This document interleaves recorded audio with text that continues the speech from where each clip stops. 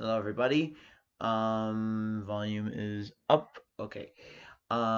This week's review is going to be another 30th anniversary review of another 1988 classic. In this case, Bull Durham.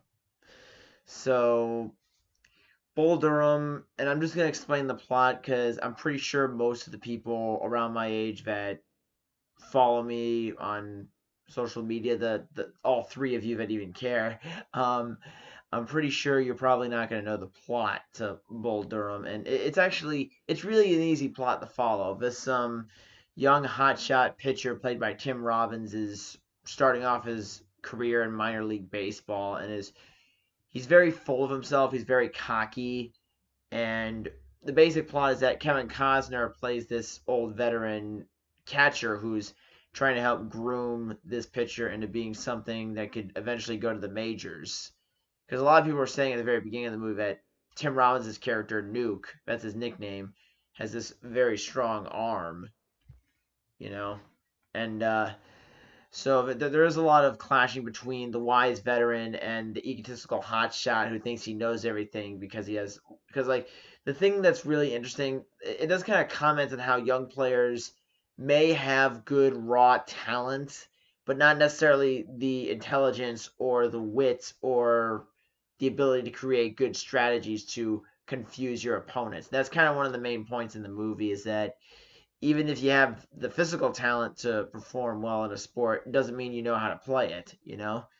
And so the Kevin Costner's character, Crash Davis, is kind of the guy who's been there, done that, and there's kind of a love triangle between those two and Susan Sarandon's character, who's kind of a baseball groupie, statistician, and a English teacher at the local community college. And yeah, Bull Durham is actually a real place. I think it's like in one of the Carolinas. So it's not a fictional location with a realistic setting. It's realistic fiction.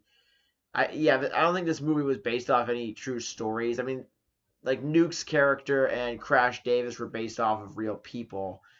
But I think those characters, I had to do more research, but I think those people were out long before the 80s even became a part of a time.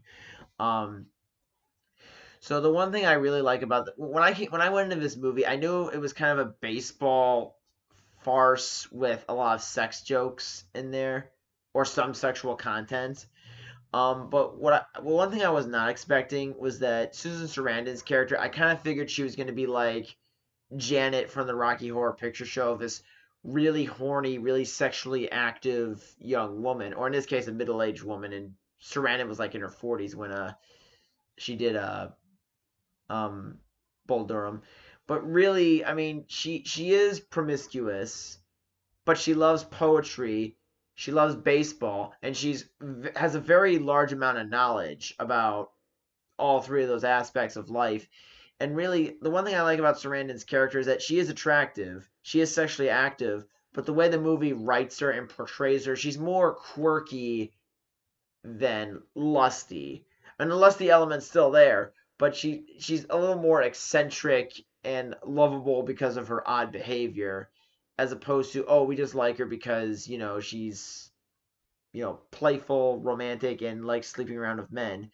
Because it's not the focus of her character is what I'm trying to get at. And that's good because it kind of makes her more interesting and more complex. And it is kind of funny how she has a relationship with Nuke throughout most of the movie, but then when Nuke goes off to the majors, she falls for Kevin Costner, who's been kind of eyeing her up throughout the majority of the movie.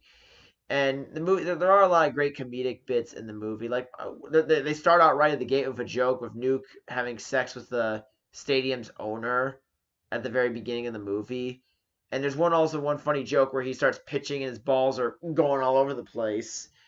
And Sarandon asks the daughter, so it's like, how's he during sex? And the girl's like, he's as crazy as when he pitches. He's all over the place.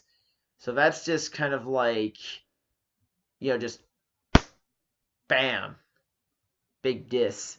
Um, but I do kind of like how Crash's character kind of helps to inspire the team to play better and how to pick things up because the manager's kind of a loser in the sense that he doesn't really enforce discipline. And Crash is the one who comes in and is like, hey, you want to win something, you're going to have to bust these guys a lot harder than just saying do whatever you want. You got to actually have discipline here.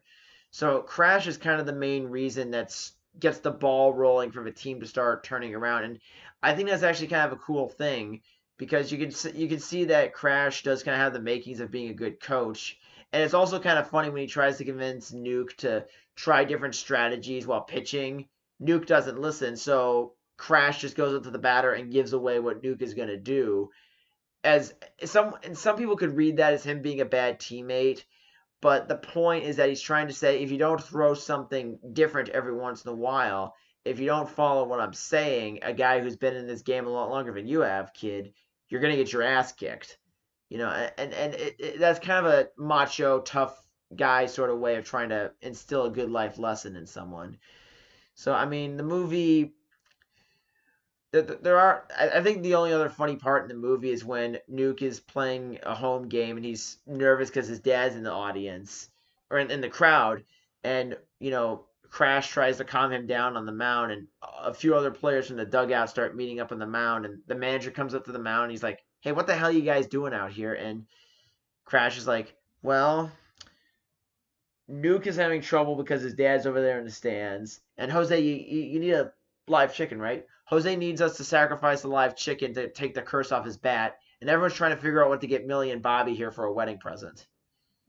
So, I mean, it's actually really funny. And that's kind of the farcical element of the movie because there are meetings on the mound. There are points where, people have to meet up in the center of the baseball diamond where the bases are and talk things over. But it's not usually a huge committee out there of players. It's usually just the manager and the umpires.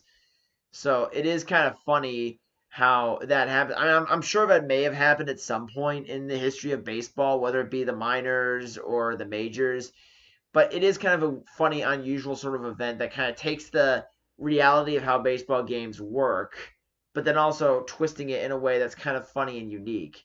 So I mean, it's a really good movie like that. And I will say this: if you're expecting it to be laugh out loud funny, it's more dramatic than it is funny. There are some cute funny moments in it, but it's mostly focusing on the relationships between Crash, Nuke, and Annie, and them trying to find their way through the situation that they're in. So that's pretty much all I can say. And next week, I hope to review Incredibles 2, which I'm pretty sure a lot of you guys might really want to hear about. So until then, I'll see you next week. Tuesday, I'm gonna do my final Darkness on the Edge of Town month cover, Candy's Room, and God willing, I'll be able to play that song and it'll work out great. So see ya.